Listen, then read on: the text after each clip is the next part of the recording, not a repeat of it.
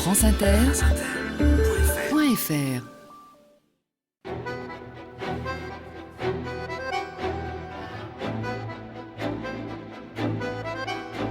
Rendez-vous avec X, Patrick Pénaud.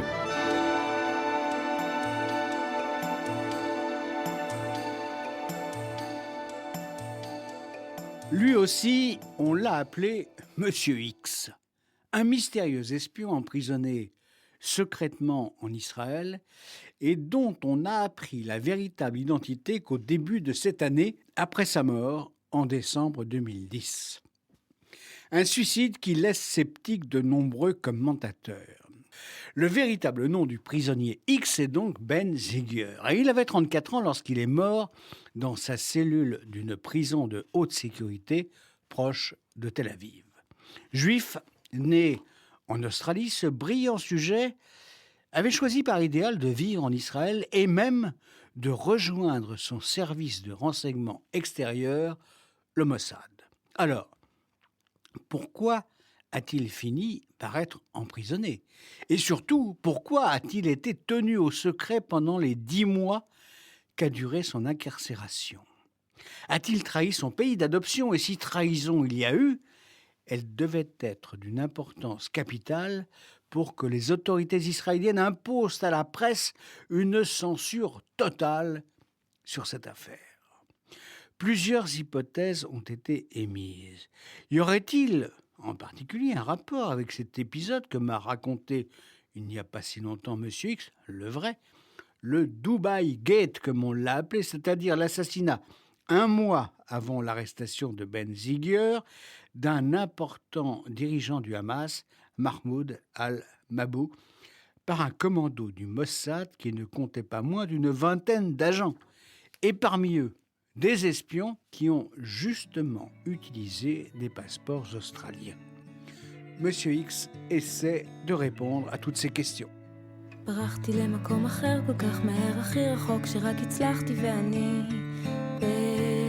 בפריז. האורות הולקים אפור ועננים, אני שמחה וטוב לי אבל כל כך קר לי בפריז. מסתובבת חור וסחור בסמטאות קסומות מחושפות בולות אותי אני בפריז. בעניינים יפים אתם זקנים ואצילים כל כך, אבל האם תחממו אותי בפריז?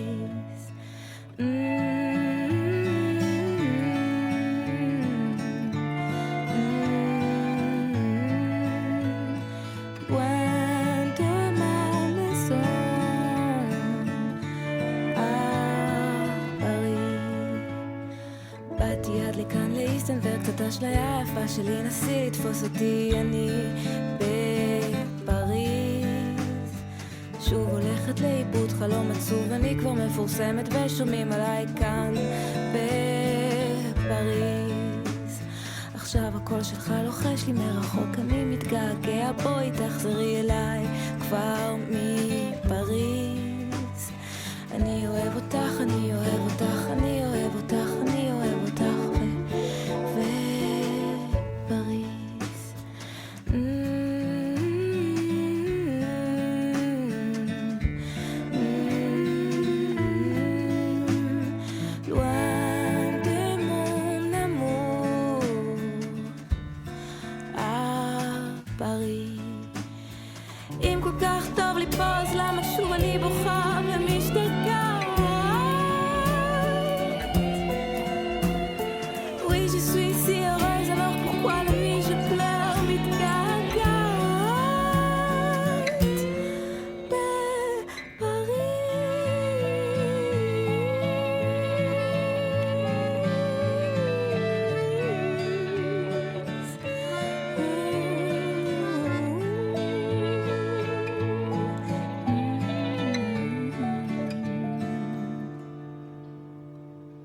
שמש מאירה אותי מהחלון ועוד מעט תרגיש כבר את החום.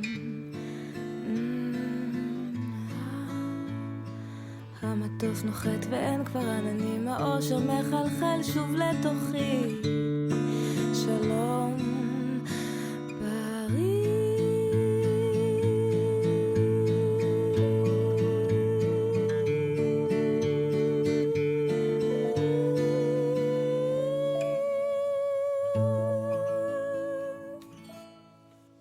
Un mot d'abord. Ce n'est pas la première fois que les autorités israéliennes imposent un isolement total à un détenu.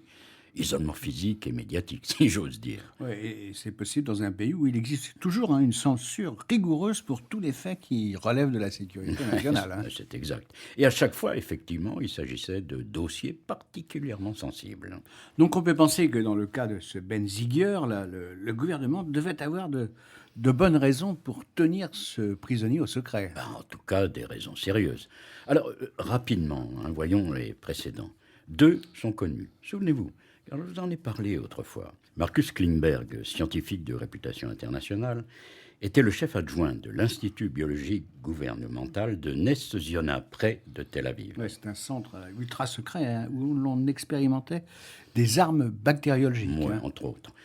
Un jour de 1983, le savant a disparu. Et 2 ans plus tard, les autorités ont révélé qu'il était soigné en hôpital psychiatrique quelque part en Europe. Mais il n'en était rien. Non, en réalité, Klingberg avait été secrètement condamné à 20 ans de prison pour avoir livré à Moscou des informations sur ses recherches. Des recherches qu'en son fort intérieur, il désapprouvait. Ouais, d'où sa trahison. Oui, enfin, passons. Il a été longtemps interdit à la presse israélienne d'évoquer cette affaire. Et ce n'est qu'en 1998 que Klingberg a été relâché pour des raisons médicales. L'autre cas est celui de Mordechai Vanunu. Ouais, ça, c'est un technicien qui travaillait à la centrale atomique de Dimona. Hein. Et là encore, il s'agissait d'une installation couverte par un secret rigoureux. Pacifiste et donc hostile à l'arme nucléaire, Vanunu a quitté Israël en 1986. Mais il avait réussi à prendre des photos de la centrale. Et il a tenté de les faire publier dans des journaux anglais afin de prouver qu'Israël fabriquait des bombes. Ouais, c'est le fameux Robert Maxwell qui est intervenu. Le magnat de la presse britannique, oui. Un grand ami de l'État hébreu. Le Mossad a été alerté par ses soins. Un piège a été tendu à Vanunu, qui a été enlevé et ramené en Israël. Et lui aussi a été lourdement condamné et soumis à un isolement total. Oui, mais il a été libéré, non? En 2004, oui. Mais il est toujours surveillé et il lui est interdit de parler à des médias étrangers et de sortir du pays. Par conséquent, l'affaire Ben Ziger n'est pas une première. Ouais, sauf qu'elle s'est terminée plus tragiquement. Hein. Vous avez raison. Et disons-le tout de suite, ce suicide étonne en Israël. Ouais, pourquoi? D'abord, parce que selon son avocat, qui avait été autorisé à le voir 2 jours avant sa mort, ce jeune homme était serein et nullement suicidaire. Il attendait même avec confiance son procès. Il savait donc à quoi s'en tenir sur les véritables raisons de son incarcération. Bien évidemment.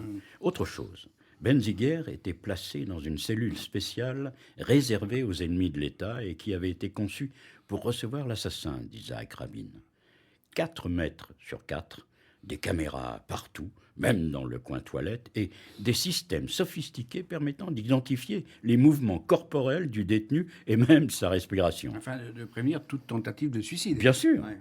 Alors, dans ces conditions, il est difficile de croire que Ben Ziger ait pu se pendre avec ses draps dans les toilettes de la cellule. D'autant qu'on ne l'aurait retrouvé qu'1 heure plus tard. Mais si ce n'est pas un suicide, c'est une exécution. Je n'accuse pas, mais j'ai du mal à comprendre, c'est tout. Et personne n'a pu encore expliquer ce mystère. Admettons alors. D'où vient Ben Ziger? Il a grandi dans le sud-est de Melbourne. En Australie, donc. Hein. Oui. Son père, Geoffrey, est à la tête d'une petite entreprise florissante et est très impliqué dans la vie de la communauté juive. L'enfant suit donc sa scolarité dans les meilleures écoles juives de la ville et rejoint parallèlement une organisation de jeunesse sioniste de gauche. Après avoir obtenu son bac en 1993, il commence des études de droit à l'université. Mais finalement, il annonce son intention d'aller vivre en Israël. Il veut faire son alia, comme disent les Juifs. Oui, chez lui, c'est un désir ardent, le but de sa vie. En 1994, son rêve devient réalité. Il s'installe au kibbutz de Gazit, dans les collines de Galilée. Et ça se passe bien? D'autant mieux que l'épicier de la collectivité est aussi originaire d'Australie et devient vite son ami. Mais comme tout jeune homme, Ben Ziger doit faire son service militaire. Il l'accepte volontiers? Ah oui, c'est un sioniste convaincu, et s'il le faut, il est décidé à se battre pour sa nouvelle patrie. Et c'est sans doute au cours de son service qu'il est remarqué par le Mossad. Et pour quelle raison exactement alors? Il faut d'abord savoir que le service de renseignement israélien est toujours à la recherche de nouvelles recrues. À l'orée du 3e millénaire, il a même lancé une campagne de publicité dans la presse pour attirer des candidats. Alors, Ben Ziger est un garçon très intelligent qui a surtout une particularité intéressante pour le Mossad. Il est toujours citoyen australien. Expliquez. Alors. L'Australie est un pays au-dessus de tout soupçon et assez curieusement, il permet à ses nationaux de changer plusieurs fois de nom et donc de disposer éventuellement de plusieurs passeports. Ben Ziger en possédera par exemple 3. Donc sous des patronymes différents. Et ce sont des passeports parfaitement légaux. Or, je crois vous l'avoir dit, à l'heure où les contrôles frontaliers grâce aux passeports biométriques sont de plus en plus efficaces, la possession de tels documents est un atout pour un agent des services secrets. Ouais, des services qui n'ont donc plus besoin de fabriquer de faux passeports. Ou d'en voler. Ouais. Le jeune homme sera-t-il effectivement engagé par le Mossad? Oui. Et comme toute nouvelle recrue, il subira pendant toute une année un entraînement très complet. Mais auparavant, il retourne en Australie. Ah bon, pourquoi? Il veut terminer ses études de droit et travaillera même brièvement dans un cabinet d'avocats. Et notez bien que pour le Mossad, cette formation juridique est certainement bien vue. Quoi qu'il en soit, après plusieurs allers-retours en 2003, Ben Ziger se fixe définitivement en Israël où il se marie. Avec une Israélienne? Oui, Ouais. il travaille alors quelque temps dans une firme de consultants. Ouais, ça fait partie aussi de sa formation d'agent secret? Oui, on peut l'imaginer. Et quand, alors, va-t-il vraiment travailler pour le service de renseignement? En 2005. Enfin, j'y viens tout de suite. Auparavant, un détail un peu troublant. Le jeune homme ne dissimule nullement le fait qu'il a été engagé par le Mossad. Et bien au contraire, il s'en vante auprès de ses amis. Ça, c'est en effet assez curieux. Hein. Quand on est un espion, on se tait. Alors, quand concluez-vous? Rien. Mais je m'étonne seulement que le Mossad ne l'ait pas immédiatement viré, ou au moins sévèrement tensé. Bon. Sa première mission, quelle est-elle? Il manœuvre pour se faire embaucher par une firme installée à Milan et qui vend du matériel électronique de haute technologie. Par exemple, pour les satellites de communication. Et ce qui est très intéressant, c'est que cette entreprise commerce avec des pays comme l'Iran et la Syrie. Des pays voyous, selon la terminologie de George Bush Jr. Hein. Oui, cette embauche lui a permis de se voir octroyer immédiatement un visa de travail au consulat italien de Melbourne. À noter que 2 autres Australiens juifs travaillaient déjà pour la firme de Milan. Ouais. Des gens du Mossad eux aussi? Naturellement, vous avez compris que via cette société, les taupes israéliennes pouvaient avoir accès à des installations secrètes et militaires des pays clients. Mais surtout, à l'occasion de voyages dans ces pays, il était aussi possible de recruter des informateurs. Question, Ben Ziger n'avait aucune connaissance particulière dans le domaine électronique. C'est vrai. Aussi a-t-il d'abord été affecté à l'administration. Mais il a très vite appris et fait preuve d'une grande vitesse d'exécution, tant et si bien qu'il a rapidement gravi les échelons. C'est si vrai que bientôt il a été amené à avoir des contacts directs avec les clients étrangers de la société et à voyager pour les rencontrer. Autre interrogation, là. Les dirigeants de cette firme italienne, savaient-ils qu'ils avaient embauché des agents israéliens? Non, certainement pas. Et puis n'oubliez pas que ces 3 taupes étaient nantis de la nationalité australienne. Insoupçonnable, donc. C'est ça. Cette première mission commence donc sous les meilleurs augures. Oui, et pourtant ça se gâte assez vite. Et c'est le 2e élément troublant dans la carrière d'espion de Ben Ziger. Une curieuse faille dans sa personnalité.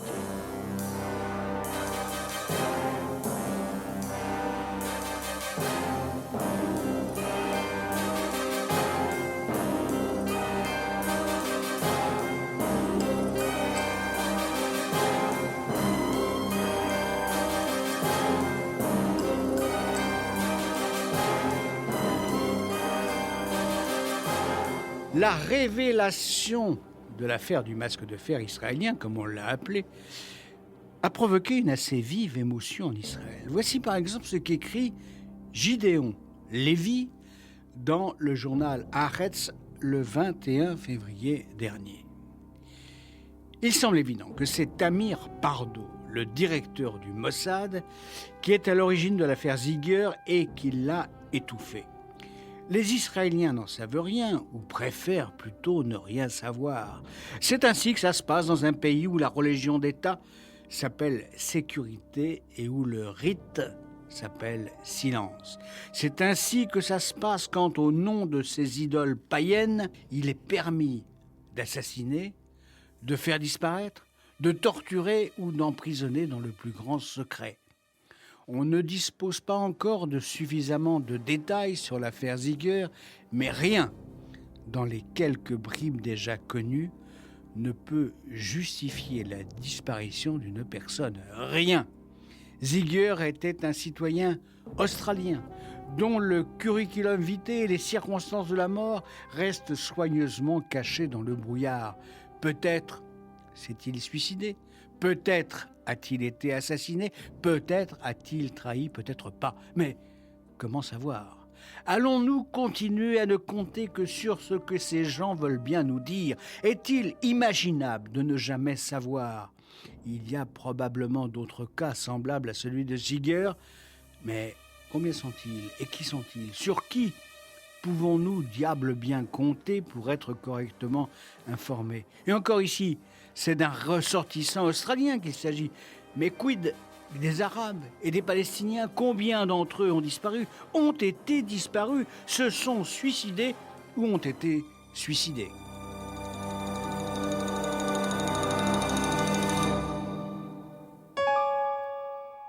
Après des débuts très prometteurs dans cette firme italienne, Ben Ziegler semble soudain moins motivé. Un manque d'intérêt ? Enfin, c'est ce que ses patrons observent. Ça va même si loin qu'il mécontente certains de ses partenaires en affaires. De bons clients qui menacent de partir. Que s'est-il passé ? Exactement. Je ne sais pas. En tout cas, ce qui devait arriver, arrive. Oui, il est licencié. Oui, fin 2006. Il est viré de la boîte. Et il va reproduire cet échec dans une entreprise d'Europe de l'Est où ses employeurs du Mossad l'ont envoyé. Les employeurs qui doivent être déçus, non ? Forcément. Et Ben Ziegler a fini par être rappelé en Israël à l'été 2007. Désormais, le jeune homme ne travaillera plus sur le terrain. Alors, que devient-il ? Il est affecté dans un bureau à Tel Aviv. Peut-être au sein du Tzomet, le département le plus important du service, au moins en nombre d'agents. On s'y occupe des sources et on analyse les informations recueillies. C'est pas un travail très exaltant. C'est même assez routinier. Et Ben Ziegler s'y ennuie, car il n'est pas entré au Mossad pour devenir un rond de cuir. Alors, que fait-il ? Il demande l'autorisation de reprendre ses études. Il veut obtenir un master en management. Le Mossad consent ? Oui, le service va même continuer à lui payer son salaire. Donc, le jeune homme repart en Australie et s'inscrit à l'université. Il ne s'appelle plus Ben Ziegler, mais Ben Allen. Ouais, ça, c'est l'un de ses alias. Et en même temps, il collabore à une firme de consultants à Genève, où il se rend de temps à autre. Tout ça donne l'impression d'une assez grande inconstance. Je suis d'accord, et même d'une incontestable fragilité. Toutefois, ces nombreux allers et retours en Europe et en Israël ont attiré l'attention des services de renseignement australiens. D'autant qu'ils ont aussi remarqué qu'à l'université, Ben Ziegler fréquente assidûment des étudiants saoudiens et iraniens. Qu'en conclut-il ? Ils sont assez rapidement persuadés que Ben Ziegler, alias Ben Allen, est un agent israélien. Mais agissent-ils ? Non, ils se contentent de le surveiller. Ils ont sans doute passé le tuyau à un journaliste australien spécialiste du Proche-Orient. Un homme qui approche Ben Ziegler et essaie en vain de lui tirer les vers du nez. Mais les Australiens ne sont pas les seuls à le surveiller. À ce moment, on est fin 2009, début 2010, Ben Ziegler est déjà une cible pour les Israéliens et particulièrement pour le Shin Bet. Ça, c'est le service de renseignement intérieur. Oui, parce que Ben Ziegler est soupçonné d'avoir trahi. Et dès qu'il reviendra en Israël, il sera arrêté. Attendez, avant de voir cela plus précisément, là. Quand cette affaire du prisonnier X, mort en prison, a été révélée, on a tout de suite établi un rapport avec ce qu'on a appelé le Dubai Gate. L'assassinat de Al-Mabou. Oui, qui était l'homme du Hamas chargé de fournir en armes son organisation. C'est ça. Cette affaire dont nous avons parlé assez récemment s'est traduite par un véritable fiasco pour le Mossad. Non pas que ces agents aient échoué à mener à bien leurs tâches, mais ils ont été repérés. Et même filmés par les nombreuses caméras de surveillance de l'Émirat. Ce qui est quand même un comble pour des agents secrets. Évidemment. Et comme l'arrestation de Ben Ziegler au début 2010 a suivi à quelques jours près cette opération à Dubaï, on a pu imaginer qu'il y avait un rapport entre les deux faits. On a même écrit que Ben Ziegler aurait été l'un des membres du commando israélien. Et il aurait été arrêté parce que ce bavard aurait raconté ce qu'il savait. Ouais, et ça aurait été assimilé à une trahison. Bien entendu. Je ne crois pas à cette version, et tant pis pour la coïncidence des dates. Alors, puisque vous avez vous-même parlé de trahison, quelle hypothèse proposez-vous ? Eh bien, pour tenter de comprendre, il faut revenir un petit peu en arrière. En 2009, les services de renseignement israéliens ont connu un des plus importants revers qu'ils aient jamais connus. Où ? Au Liban. C'est tout un réseau d'espionnage qui a été démantelé. Au moins 70 agents. C'est énorme. En effet. Bon, n'allons pas trop vite. Un fait, d'abord. Un jour de mai 2009, au petit matin, une unité des forces spéciales libanaises rentre en force dans la maison de Ziad al-Hamsi, à l'ouest du pays, dans la plaine de la Beka. Qui est ce personnage-là ? Ce sexagénaire est un notable qui a été maire de sa ville durant des années. Il est même considéré par les siens comme un héros. Un héros, pourquoi Parce qu'il a combattu les troupes israéliennes durant la guerre civile libanaise. Or, c'est cet homme qui est arraché de son lit et arrêté. Sous quel motif ? Le mandat d'arrêt délivré contre Hamsi l'accuse d'être un agent israélien. Autant vous dire que c'est un véritable choc pour ses proches et la plupart des Libanais. Et cette accusation va être légitimée ? Absolument. L'enquête et les nombreux interrogatoires permettent d'établir que Hamsi était un espion du Mossad depuis 2006 et qu'il a été rétribué au moins $100 000. Le chef des services secrets libanais, Asraf Rifi, déclare à l'occasion qu'il s'agit là de l'une des plus importantes prises que son service ait réalisées depuis longtemps. Mais le dévoilement de la trahison de Hamsi n'est que la partie émergée de l'iceberg, puisque, je vous l'ai dit, 70 taupes ont été confondues. Ça avait commencé par l'arrestation d'un certain Mustafa Ali Awahed, alias Zouzi, au printemps 2009. Et les autres alors ? On retrouve du beau linge, un général chrétien à la retraite par exemple, mais aussi 2 colonels. Une quarantaine de suspects ont été placés en détention. Mais une trentaine d'autres agents, supposés et identifiés, sont toujours recherchés par les autorités libanaises et certains ont réussi à fuir le pays. Et quand alors tous ces gens-là ont-ils été enrôlés ? Il faut d'abord bien voir que ces espions ont été recrutés dans toutes les communautés religieuses libanaises. Un recrutement qui a été favorisé par la longue occupation israélienne du sud Liban. Certains travaillaient donc pour le Mossad depuis les années 80. Mais tous n'étaient pas des James Bond. Ah, bien entendu. C'était généralement des petites mains, des anonymes chargés de glaner des informations fragmentaires, de préparer des dossiers d'objectifs ou de suivre les mouvements quotidiens de l'adversaire. L'adversaire. Pour les Israéliens, il est clairement désigné. C'est le Hezbollah. N'oubliez pas que le Mossad menait une guerre impitoyable contre l'organisation chiite et fondamentaliste. En février 2008, ces agents ont même réussi une opération assez spectaculaire en assassinant le chef militaire du Hezbollah, Imad Munier, au cœur de Damas. Ouais, mais fondamentalement, là, quel était l'objectif de ce réseau israélien ? Le Mossad voulait loger le chef du Hamas, comme on dit dans la police. Ouais, loger, c'est-à-dire déterminer l'endroit où il se trouvait. Oui, or Nasrallah était réputé pour user de nombreuses précautions afin d'échapper justement à la traque incessante de ses ennemis israéliens. Il cherchait à l'assassiner. Ça ne fait pas l'ombre d'un doute. Il semble bien que Hamsi en particulier était chargé de cette tâche, déterminer l'endroit ou les endroits où Nasrallah se dissimulait. Toutefois, je vais revenir sur le cas Hamsi car il est assez révélateur des méthodes du Mossad. Mais attendez, le rapport là, entre la chute de ce considérable réseau israélien et l'arrestation de Benziger ? J'y viens, mais ça je vous le promets. Auparavant, j'ai une petite révélation à vous faire. Une révélation qui nous intéresse, nous, Français, directement.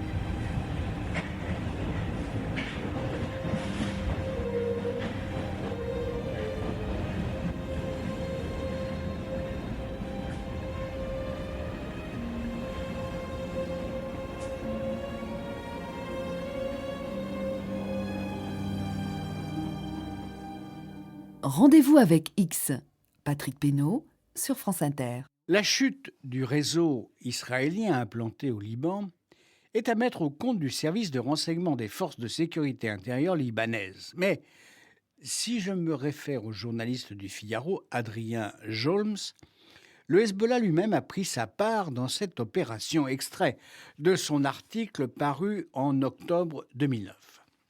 À la fin de l'année 2008, les premières arrestations commencent. En novembre, 2 frères sunnites sont capturés par le Hezbollah. Originaires de la ville d'Al-Marj, dans la vallée de la Beka, Ali et Youssouf Jarrah sont accusés d'espionner depuis 20 ans pour Israël. On retrouve en leur possession du matériel photographique et vidéo et un système GPS dissimulé dans leur véhicule. La voiture, équipée pour prendre des photos, aurait été fréquemment garée au poste frontière de Masnaa, sur la route entre Beyrouth et Damas, par laquelle transitent les responsables du Hezbollah. Muni d'un passeport israélien, Ali Jarrah se rendait via Chypre ou la Jordanie en Israël pour y être briefé et entraîné. Selon des sources libanaises, il aurait aussi été envoyé en reconnaissance dans le quartier de Damas où Mougnier a été assassiné. En janvier 2009, le Hezbollah capture 2 autres suspects. Joseph Sader, employé à l'aéroport de Beyrouth, est enlevé alors qu'il se rend à son travail. Interrogé, il aurait révélé avoir eu la même fonction de renseignement dans un aéroport par où transitent émissaires et diplomates de tout le Moyen-Orient.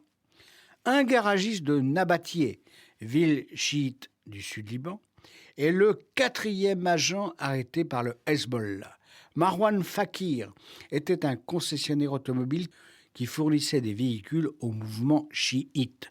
Il aurait aussi utilisé ses talents de garagiste pour installer des dispositifs de localisation sur des voitures que le parti lui donnait à réparer. Ces affaires ne sont que le préliminaire du vaste coup de filet qui va suivre, celui qui implique les services libanais.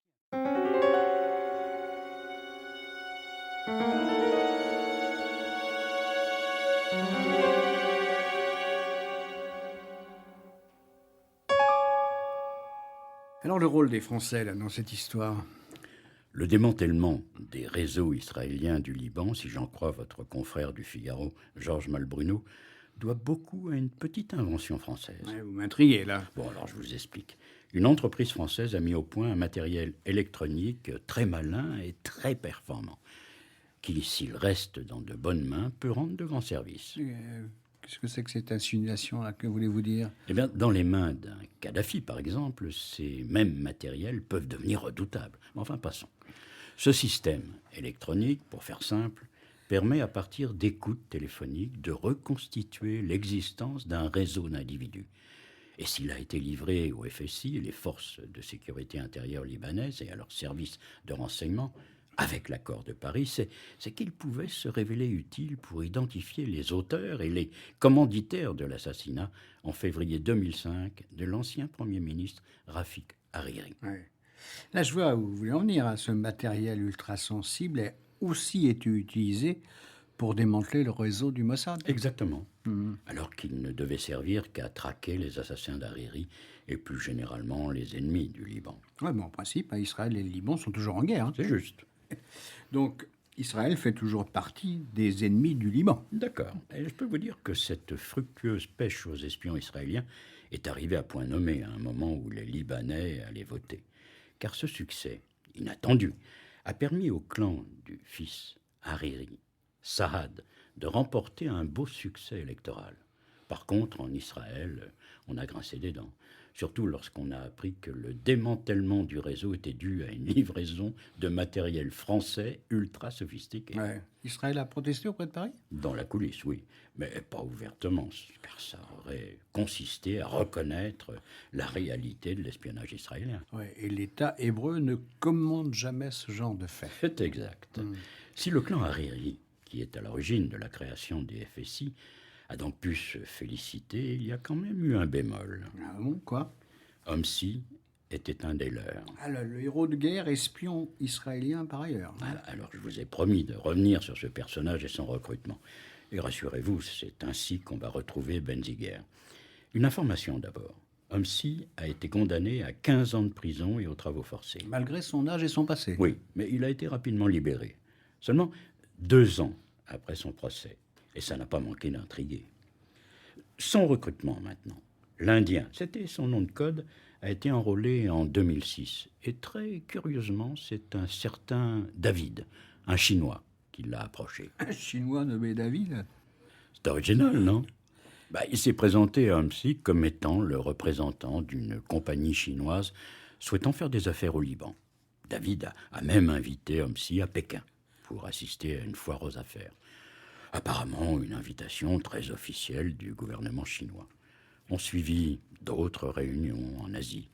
Et surtout, une offre de rétribution mensuelle. Et Homsi n'a rien vu venir? Il s'est quand même posé des questions lorsque le nommé David l'a interrogé sur le sort de 3 soldats israéliens disparus en 1982 durant la guerre au Liban. Ah oui, alors il a compris que derrière David, il y avait les Israéliens. Et certainement le Mossad. Mais ça ne l'a pas empêché de continuer, vraisemblablement à cause de l'argent.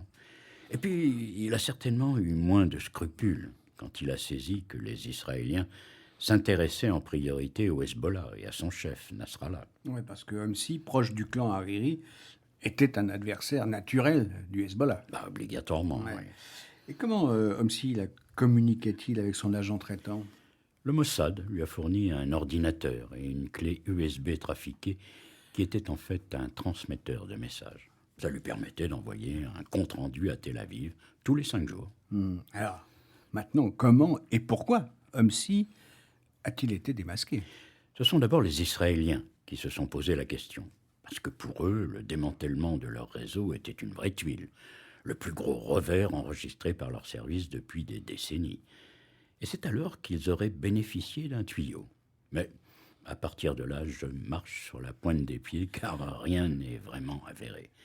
Je rapporte donc ce que j'ai appris avec beaucoup de précaution car cela peut faire partie d'une manipulation du Mossad. Je vous écoute. Alors, quel était ce tuyau? Un agent du Mossad, installé en Australie, aurait essayé de nouer des contacts avec un militant du Hezbollah. Ouais, alors à Tel Aviv, on pense tout de suite à Benziger. Forcément. Benziger, qui pour approcher cet homme et le mettre en confiance, aurait peut-être livré quelques informations sur le réseau israélien au Liban.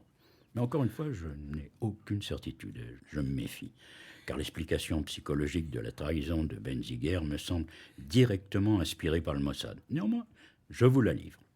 Benziger aurait été frustré. Ouais. Pour quelle raison? Il n'avait guère brillé au cours de ses premières missions en Europe et il aurait mal supporté d'être rétrogradé au rang de bureaucrate. Et c'est pour ça qu'il serait retourné en Australie pour reprendre ses études. Par conséquent, le jeune homme aurait essayé de se rattraper et de montrer qu'il pouvait être un excellent agent. Moi, ce qui m'étonne d'abord, c'est que le Mossad ait continué à l'employer. Un type bavard, pas très fiable et qui n'a pas donné satisfaction. Oui, moi aussi. Enfin, je poursuis. Donc, Benziger tente de reconquérir l'estime de ses supérieurs et de leur montrer ce qu'il vaut réellement. D'où l'idée qui lui vient. Au cours de ses voyages, il a eu l'occasion de rencontrer un homme du Hezbollah. Et pourquoi ne pas essayer d'en faire une source? Ouais. Ce serait donc une initiative personnelle prise sans l'aval de ses chefs du Mossad. Sans aucune autorisation, en effet. Donc Benziger reprend contact avec ce type du Hezbollah. Et ça se passe plutôt bien.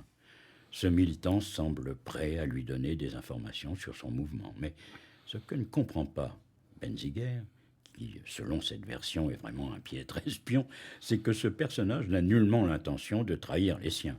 Bien au contraire, il prévient les dirigeants du Hezbollah.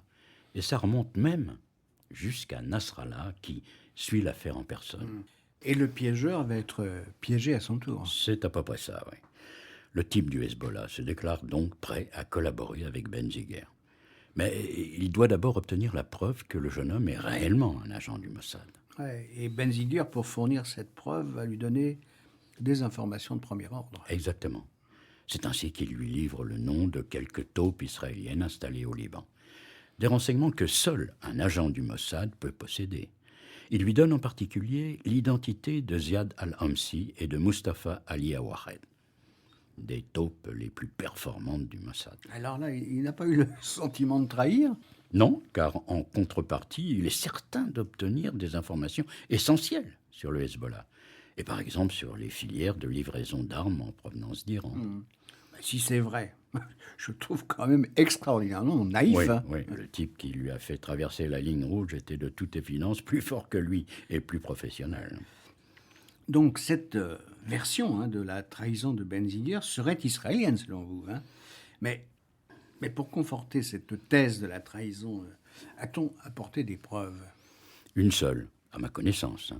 Lors d'une perquisition au domicile de Benziger, on aurait trouvé un CD contenant des infos classifiées venant du département de Tzomet du Mossad. Là où il a été affecté dans un bureau. Oui. Oui, ben, cette version de la trahison qui, d'après vous, a été véhiculée par le Mossad. Oui, quand les autorités israéliennes ont bien été obligées de reconnaître qu'elle avait détenu au secret ce prisonnier mort dans sa cellule. Une révélation qui est le fait de la presse, et d'abord de la télévision australienne. Et en Israël même, je vous le rappelle, le gouvernement a tenté de censurer cette information. Ouais, mais il a été rapidement débordé. Ça démontre en tout cas que les autorités attachaient une grande importance à ce dossier. Et qu'elle voulait cacher la vérité. D'où, à mon avis, la construction de cette explication rocambolesque de la trahison de Benziger. Une version qui ne tient pas debout. Parce que s'il est vrai que quelques espions israéliens au Liban ont été démasqués par le Hezbollah, la plupart l'ont été par les FSI, l'adversaire invétéré des islamistes et chiites, Homsi en particulier. Alors, pourquoi avoir menti? Il ne peut y avoir qu'une explication. Il fallait dissimuler autre chose. Quoi, la véritable trahison de Benziger? Pourquoi pas? Ou plutôt le véritable danger que représentait Benziger pour le Mossad. Ouais, Benziger coupable de connaître des informations sensibles? C'est ce que je crois. Vous avez une idée, là?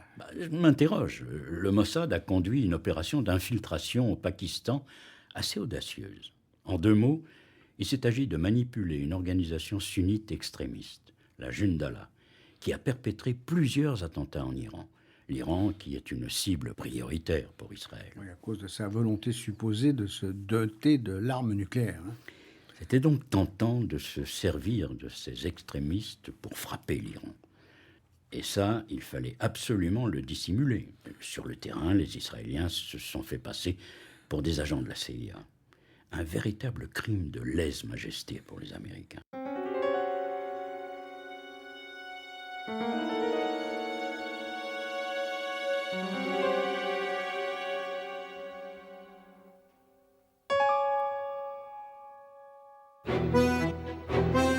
À samedi prochain sur franceinter.fr, vous pourrez obtenir des renseignements sur cette émission et communiquer avec nous. Cette émission, bien sûr, a été préparée par Rebecca de Nantes et c'est Fabrice Lègle qui l'a réalisée. Merci aussi, bien sûr, à Monsieur Joub pour sa musique. Et tout de suite après le flash CO2 Mon amour de Denis Chessou.